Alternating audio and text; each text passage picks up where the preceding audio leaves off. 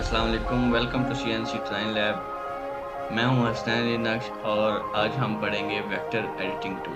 पिछली क्लास में हमने देखा था कि वेक्टर क्रिएट कैसे करते हैं। उसमें पॉलीलाइन से लेके हमने पॉलीगॉन तक पढ़ा था और अब इस क्लास में हम इंशाल्लाह क्लियर करेंगे वेक्टर्स को एडिट कैसे करते हैं, आर्क कैसे बनाते हैं और टेक्स्ट टूल के बारे में हम स्टडी करेंगे। तो चलिए स्टार्ट करते हैं। रेफरेंस के तौर पे मैं एक मॉडल ले रहा हूँ 5 इंच बाय 5 इंच का।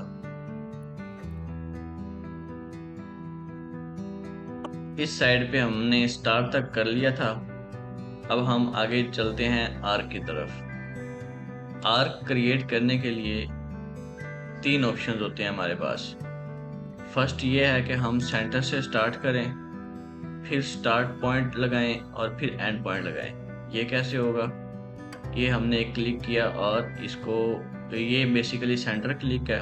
ये जहाँ जाके हम इसको स्टार्ट पॉइंट लगाएंगे वहाँ तक ये एक रेडियस ले लेगा।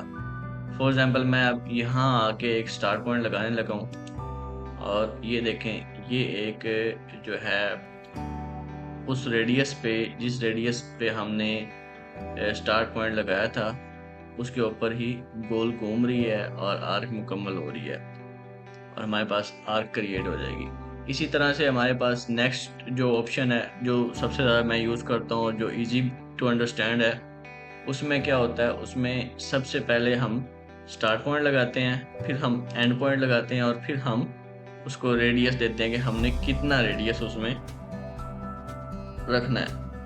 थर्ड पॉइंट इसमें ये है कि हमारे पास पहले रेडियस डिसाइड होता है जो हमने यहाँ पे लिखना होता है। जैसे मैंने अभी एक 1 इंच लिखा हुआ है, फिर स्टार्ट पॉइंट और फिर एंड पॉइंट। अब 1 इंच लिख दिया है और अब मैं यहाँ पे जब ड्रा करूँगा तो ये इस तरफ ड्रा होना शुरू हो जाएगी। ये जहाँ भी कर्सर लेके जाऊँगा ये एंटी क्लॉकवाइज ही जाएगी। उसकी क्या वजह है? क्योंकि इसकी सेटिंग जो है वो एंटी क्लॉकवाइज हुई हुई है।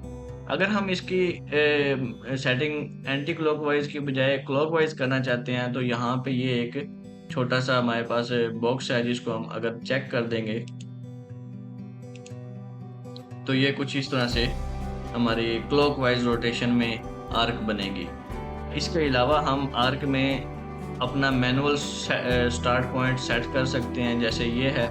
जैसे ही हम इसको सेट करेंगे तो हमारी आर्क जो है वो बनना शुरू हो जाएगी। हम कर्सर इधर लेके जाएंगे, जैसे ये आप एग्जांपल के तौर पर मैं आपको दिखा दूं। हमारा रेडियस जो है वो 1 इंच सेट है और स्टार्ट पॉइंट जो है वो 0 पे सेट है। तो लेट्स ड्रा इट। और अब देखें, जैसे मैंने उधर क्लिक किया यहाँ पे एक पॉइंट बन गया ऑटोमेटिकली 0 पे और अब वो इंडिकेशन दे रहा है कि जहाँ पे भी हम क्लिक करेंगे वहाँ तक एक आर्क बन जाएगी। तो आर्क, उम्मीद है आपको समझ आ गया होगा। इससे आगे चलते हैं। हमारे पास टेक्स्ट टूल है। अगर हमारे पास कोई कस्टमर आता है जिसने कोई नेम प्लेट बनवानी है तो उसके लिए हम टेक्स्ट टूल का इस्तेमाल करेंगे। फॉर एग्जांपल ये एक नेम प्लेट का हल्का सा डिज़ाइन बना लेते हैं।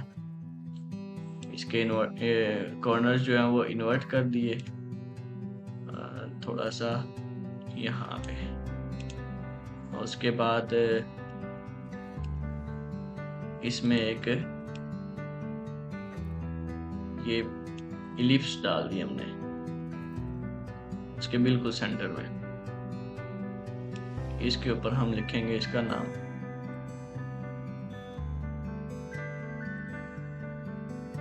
इन दोनों को सेंटर करने, इसको सेंटर करने के लिए हम ये वाला टूल इस्तेमाल करेंगे, सेंटर इन मॉडल। और फिर उसके बाद इसको उसके सेंटर में करने के लिए मॉडल के ऊपर हमने दोनों को सेंटर कर दिया। और नेक्स्ट अब हम क्या करेंगे, टेक्स्ट टूल उठाएंगे और यहाँ पे एक क्लिक किया, हमारे पास एक कर्सर आ गया ब्लिंक करने वाला जिस पे हम टेक्स्ट लिख सकते हैं। पहले से मेरे पास फ़ॉन्ट जो है वो एरियल सेलेक्ट हुआ है और फ़ॉन्ट साइज़ जो है वो हमारे पास 12 पॉइंट्स है। ये यहाँ पे यूनिट जो है ये इसका पॉइंट्स में है। अगर हम इसको चेंज करना चाहें तो यहीं पे क्लिक करके मिलीमीटर्स और इंचज़ में भी कर सकते हैं। तो फ़िलहाल पॉइंट्स ही रहने देते हैं और यहाँ कुछ लिखते हैं, जैसा कि CNC डिज़ाइन लैब, ओ सॉरी, ये इधर सेलेक्ट हुआ था। यहाँ हम क्लिक करेंगे यहाँ लिखने के लिए CNC डिज़ाइन लैब। अच्छा, अब अगर हमने इसका फ़ॉन्ट स्टाइल चेंज करना है तो हम क्या करेंगे, इन सारे फ़ॉन्ट्स को सिलेक्ट करके उसके बाद फ़ॉन्ट पे जाएंगे और यहाँ पे जो भी हमारे सिस्टम में फ़ॉन्ट्स इंस्टॉल्ड हैं ऑलरेडी, वो हमारे पास डिस्प्ले हो रहे हैं। इनमें से हम वो चूज़ करेंगे जो हमें पसंद है या जो हम इस काम के लिए लगाना चाह रहे हैं या जो हमारे क्लाइंट ने हमें डिमांड किया है। तो हमारा चूँकि CNC का फ़ॉन्ट जो है वो लेमन मिल्क है, हम कोशिश करते हैं कि हमें वो मिल जाए।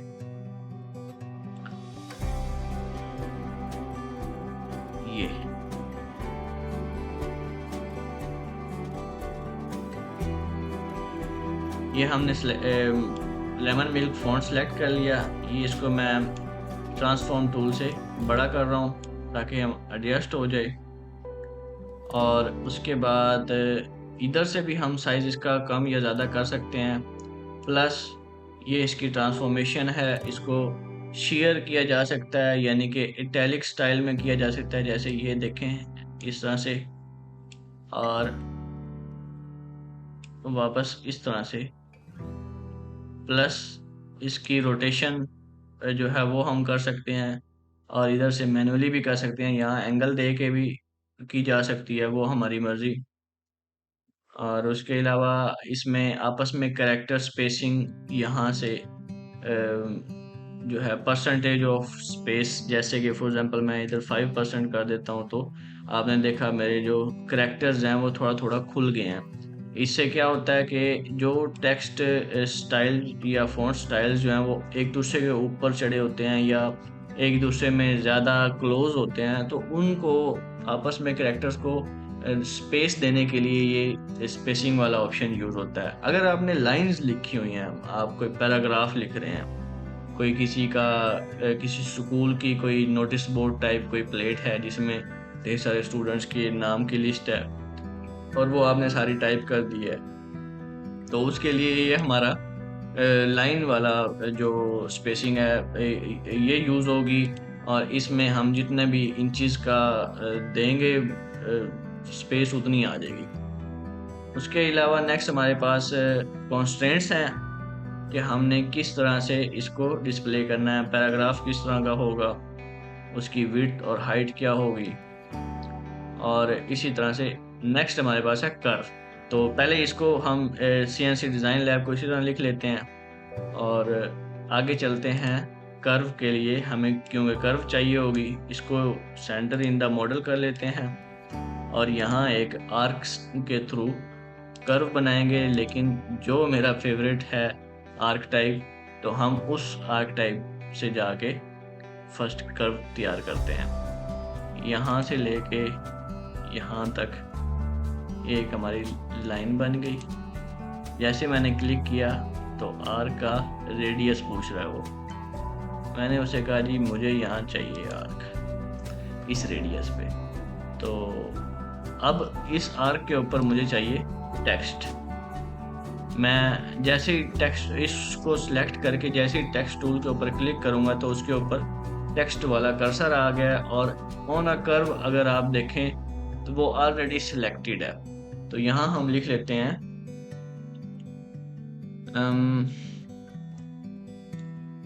बाय हसनैन अली नक्श।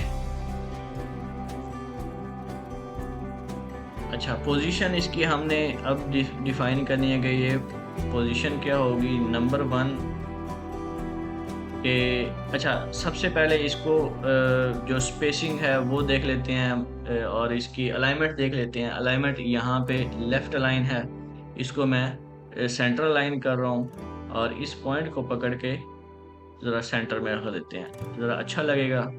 नेक्स्ट इसका फ़ॉन्ट भी चेंज करते हैं। फ़ॉन्ट जो है वो ज़रा इनग्रेवर टाइप कुछ हो जाए, जैसे ये है।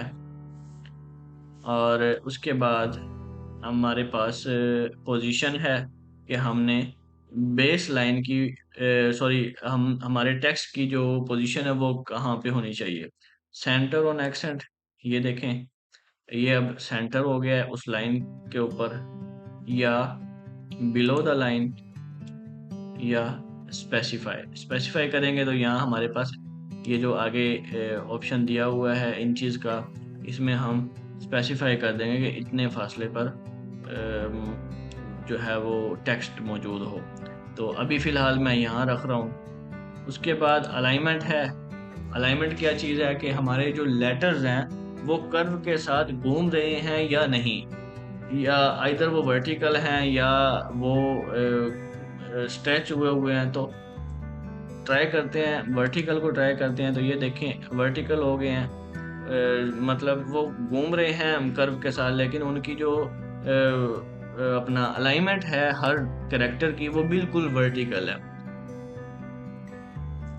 और अगर हम दूसरा ऑप्शन सेलेक्ट करें अलाइन टू कर्व का, तो वो जो पहले ऑलरेडी था जो सिलेक्टेड था, उसके बाद sweep around the curve, curve के साथ साथ स्वीप कर रहा है, तो ये भी एक अच्छा ऑप्शन है। और फिर आता है स्ट्रेच टू फिट कर्व। हमारी जो कर्व है उसके ऊपर जितनी उसकी लेंथ है उसके ऊपर फिट करने के लिए वो हमारे सारे टेक्स्ट को स्ट्रेच कर देगा। लेकिन हमें ये नहीं अच्छा नहीं लग रहा, तो इसलिए हम क्या करेंगे, अलाइन टू द कर्व कर देंगे, और बल्कि स्वीप अराउंड द कर्व करते हैं और इसे यहाँ पे रखते हैं इसके सेंटर में। क्रिएट करते हैं तो हमारे पास ये टेक्स्ट क्रिएट हो गया, और आर्क जो है वो हमारी उसी तरह से सेफ है। उसे हम डिलीट कर सकते हैं। और अब हमारे पास एक ग्रुप ये बना हुआ है और एक ग्रुप ये बना हुआ है।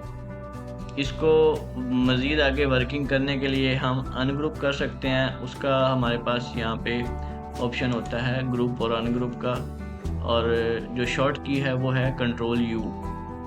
तो मैं यहाँ से इसको अनग्रुप किया, लेकिन वो हुआ नहीं। क्या वजह है? वजह ये है कि जो टेक्स्ट होता है उसके group with in the groups होते हैं। Group with in the groups का मतलब ये है कि एक जो लेटर है या करैक्टर है उसको पहले से ग्रुप किया होता है सॉफ्टवेयर ने, और उसके बाद फिर सारे करैक्टर्स को मिला के एक अलग से ग्रुप किया होता है। तो उसके लिए हमारे पास इस सॉफ्टवेयर में एक बड़ा अच्छा ऑप्शन है। अगर आप यहाँ पे रख के राइट क्लिक करेंगे तो यहाँ पे ऑप्शन है अनग्रुप।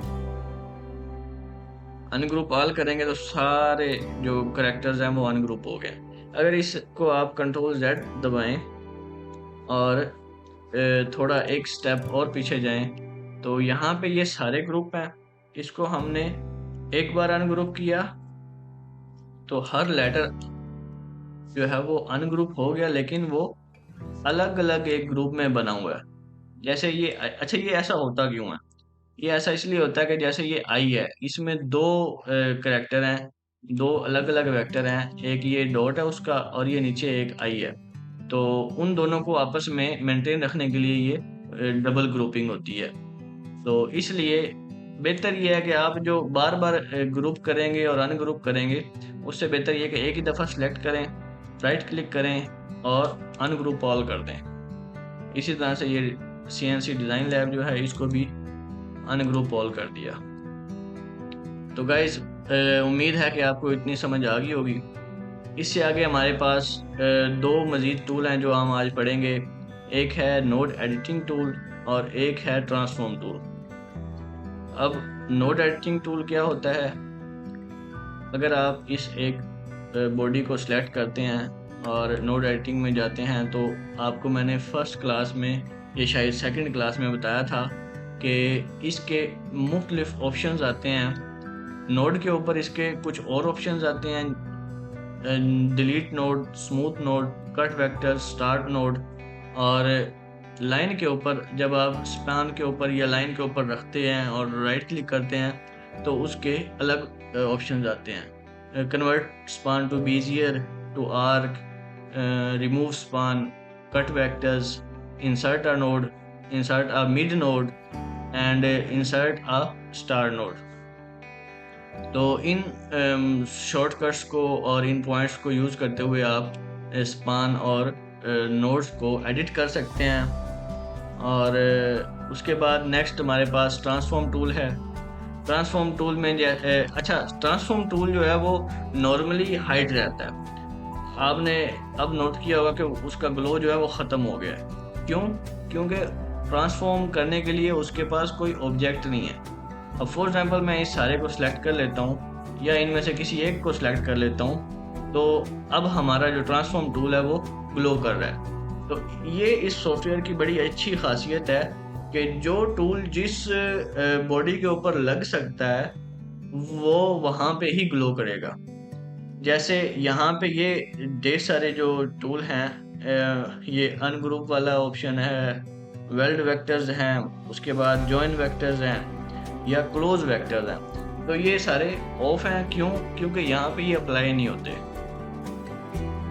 तो ट्रांसफॉर्म टूल में जाएंगे जैसे ही, तो हमारे पास ये ट्रांसफॉर्म टूल जो है वो उसकी सारी इंडिकेशंस आ गई हैं। इसके ये चारों कोने, उसके बाद फिर ये चारों मिड पॉइंट्स, फिर ये इसका सेंटर आ गया और ये इसका रोटेशन के लिए जो ग्रीन पॉइंट है, और ये share in the direction of height और विड्थ, ये दोनों शेयर के ऑप्शंस भी आ गए। ये इधर ये विड्थ पे शेयर होता है और ये हाइट पे शेयर होता है।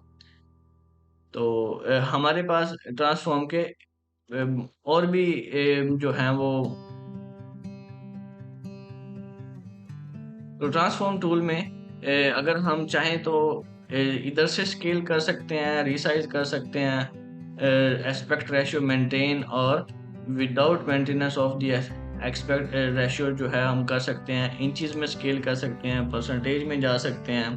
ओरिजिन पोजीशन जो है उसको हम खुद भी सेट कर सकते हैं। और उसके अलावा जहाँ पे उसके ये 4-8 कोने बने हुए हैं वहाँ पर भी कॉर्नर्स जो हैं उनके ऊपर भी ले जाकर सेट कर सकते हैं और उनके इर्द गिर्द भी उसको रोटेट कर सकते हैं। फॉर एग्जांपल मैं यहाँ पे इसको सेट करता हूँ और इसके इर्द गिर्द रोटेट करने की कोशिश करता हूँ तो यहाँ भी हो जाएगी। अच्छा, अब इसमें एक इंटरेस्टिंग फीचर भी है कि अगर मैं इसको एक ख़ास एंगल पे मैनुअली रोटेट करना चाहता हूँ तो उसका एक शॉर्टकट है। अगर हम इसका ये रोटेट टूल पकड़ के आल्ट दबाएंगे तो ये हमारे पास एक डी की जो लाइंस होती हैं उस तरह की लाइंस आ जाएंगी जिसके ऊपर एक इंक्रीमेंटल एंगल लगा हुआ है 15 डिग्री का।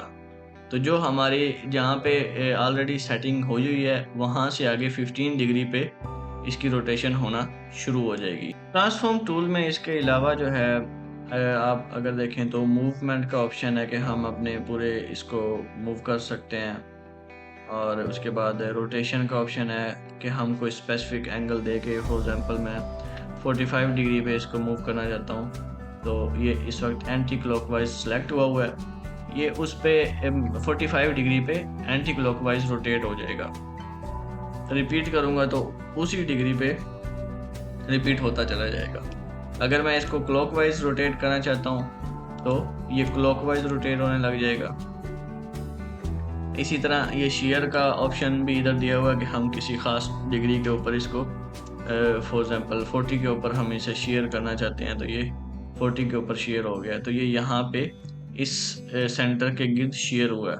अगर इसमें एक और चीज़ है, अगर मैं इसका सेंटर जो है ये नीचे सेट करता हूँ यहाँ पे इस पॉइंट पे, ये इधर मैंने लेफ़्ट साइड पे नीचे की तरफ सेंटर सेट कर दिया है। अब अगर मैं इसका 40 डिग्री पे स्ट्रेंथ इसको देता हूँ तो क्या होगा, अप्लाई करने से ये उस पॉइंट के गिर्द रोटेट होगा।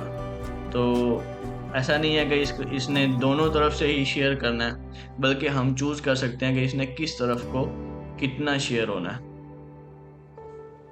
तो फ़िलहाल जो है हमारा ट्रांसफॉर्म टूल वो आगे भी इस्तेमाल होता रहेगा, हम आगे भी इसको बारहा देखेंगे। तो यहाँ तक मेरे ख़्याल से काफ़ी है ट्रांसफॉर्म टूल का।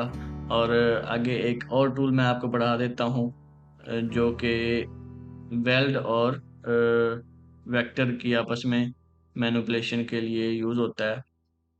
तो उसके लिए मैं ज़रा ये कुछ शेप्स बना लूँ।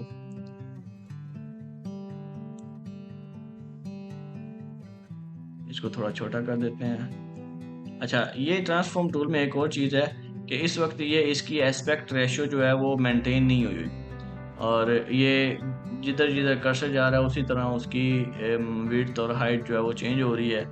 लेकिन अगर मैं शिफ्ट प्रेस करूँगा तो ये एक ख़ास रेशो के ऊपर जो पहले से इसकी थी ये लॉक हो जाएगा। तो इसको मैंने ये सिलेक्ट कर लिया और ये कॉपी बना लेते हैं इसकी, एक कॉपी ये, और उसके बाद एक कॉपी ये कॉपी कैसे बन रही है, मैं कंट्रोल प्रेस करके जब इसको छोड़ रहा हूँ तो इसकी एक कॉपी बन रही है। और ये जो सीधा लाइन में जा रहा है ये आल्ट प्रेस करके लाइन में जाता है। तो सबसे पहले इसको सिलेक्ट कर लेते हैं, और उसके बाद हमारे पास ये टूल है वेल्ड वेक्टर्स का। अगर हम इसको राइट क्लिक करें तो इसके अंदर और भी ऑप्शंस हैं। नंबर फर्स्ट पे है वेल्ड वेक्टर्स। इसमें जो ये येलो आउटलाइन है ये हमारे पास रह जाएगी, और जो ये वाइट एरिया है, वाइट लाइंस हैं, ये डिलीट हो जाएगी। तो इसको अगर हम क्लिक करेंगे तो ये देखें हमारा जो अंदर वाली लाइंस थी वो डिलीट हो गई हैं, जो बाहर वाला एरिया था वो रह गया। ये एक से ज़्यादा वेक्टर्स पर इस्तेमाल होता है, और जितने वेक्टर्स उस बाउंडिंग एरिया में आएंगे, फॉर एग्जांपल ये एक बड़ा ही मशहूर चीज़ बनाते हैं लोग अपना उसमें ग्राफिक डिज़ाइनिंग में भी, क्लाउड। तो अगर हम इस पे क्लाउड बनाने की कोशिश करें तो वो कुछ ऐसे बनेगा।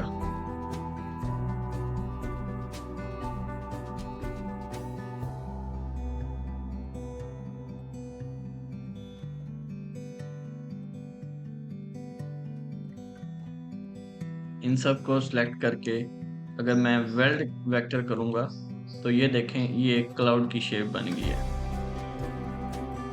क्या हुआ है, उसने अंदर वाली सारी लाइंस जो हैं वो उसने कट करके डिलीट कर दी हैं, और सिर्फ आउटलाइन जो बची थी वो रह गई है। तो इसी तरह से ये एक से ज़्यादा दो से ज़्यादा वेक्टर्स पर भी इस्तेमाल हो सकता है और दो वेक्टर्स पर भी इस्तेमाल हो सकता है। आपने सिर्फ ये ध्यान रखना कि आपको चाहिए क्या। नेक्स्ट हमारे पास जो ऑप्शन है वो है यहाँ पे इंटरसेक्ट वेक्टर्स का। इंटरसेक्ट वेक्टर्स में क्या होता है, इंटरसेक्ट में ये होता है कि जो अंदर आपस में इंटरसेक्टिंग एरिया है वो रहता है, और बाकी जो है वो डिलीट हो जाता है। और एक ज़रूरी बात ये कि ये सिर्फ ये वाले टूल जो हैं ये सिर्फ क्लोज्ड वेक्टर्स के ऊपर काम करते हैं। तो ये मैंने इंटरसेक्ट वेक्टर वाला ऑप्शन सेलेक्ट किया, तो उसने क्या किया, जो इंटरसेक्ट हो रहा था सिर्फ उसको सेलेक्ट किया और बाकी जो है वो डिलीट हो गया। उसके नेक्स्ट जो है सबट्रैक्ट वेक्टर्स हैं। जो वेक्टर ऊपर होगा वो डिलीट हो जाएगा, जो नीचे है वो रह जाएगा। उसके अंदर से वो वाला पोर्शन डिलीट हो जाएगा बेसिकली। ये रेक्टेंगल जो था वो नीचे था, उसके ऊपर हमने सर्कल बनाया था, तो उसने क्या किया, सर्कल ने रेक्टेंगल को उतने ही एंगल पे डिलीट कर दिया जितना उसके नीचे आ रहा था।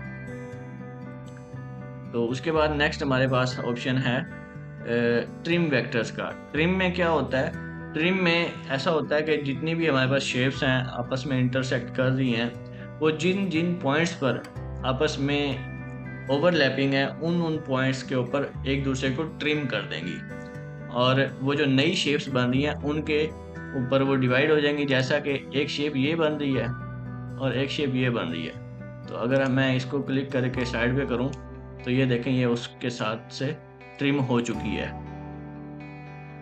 उसके बाद नेक्स्ट हमारे पास है एक्सप्लोड वेक्टर्स। यहाँ पे ये देखें एक्सप्लोड में क्या है, एक्सप्लोड में वही ट्रिम वाला ऑप्शन ही होगा, लेकिन जो इंटरसेक्टिंग पॉइंट्स हैं वहाँ से वेक्टर्स एक्सप्लोड हो जाएंगे, टूट जाएंगे। तो यहाँ से अगर हम क्लिक करते हैं तो आप देखेंगे कि ये यहाँ से एक्सप्लोड हो गया, ये वाली वेक्टर अलग हो गया, ये वाला वेक्टर अलग हो गया और ये वाला अलग हो गया। अब हम मैन्युअली इनको आपस में जोड़ भी सकते हैं, जोड़ना है तो, या जो भी इनसे हमने काम लेना है वो ले सकते हैं। तो ये था हमारा आज का लेक्चर। उम्मीद करता हूँ कि आपको पसंद आया होगा। नेक्स्ट टाइम हम जो है इससे आगे वेक्टर्स को जॉइन करने का, वेक्टर्स को क्लोज करने का और ऑफसेट लेने का, auto join, close, cutting, vectors की जितनी भी एडिटिंग के टूल्स हैं उनको हम पढ़ेंगे और वेक्टर्स वाला जो हमारा पोर्शन है वो ख़त्म हो जाएगा इंशाल्लाह। नेक्स्ट लेक्चर में हम ये करेंगे कि हमारे जो वेक्टर एडिटिंग टूल्स हैं वो सारे क्लियर हो जाएं। उसके बाद हम एक या दो जो है एक्सरसाइजेस करेंगे, लेसन रखेंगे जिसमें हम लाइव बैठ के जो है बनाएंगे डिज़ाइन, कोई जाली वगैरह बना लेंगे, 2D डिज़ाइन बना लेंगे, कोई वी बिट का डिज़ाइन बना लेंगे। और उसके बाद हमारे पास नेक्स्ट लेक्चर होगा टूल पाथ का कि 2D के ऊपर या 2.5D के ऊपर टूल पाथ कैसे क्रिएट होता है। तो आज तक के लिए इतना काफ़ी है। इंशाल्लाह हम नेक्स्ट क्लास में मिलेंगे। अपना ख्याल रखिएगा और लाइक, सब्सक्राइब और कमेंट करना मत भूलिएगा और शेयर ज़रूर कीजिएगा। अल्लाह हाफिज़।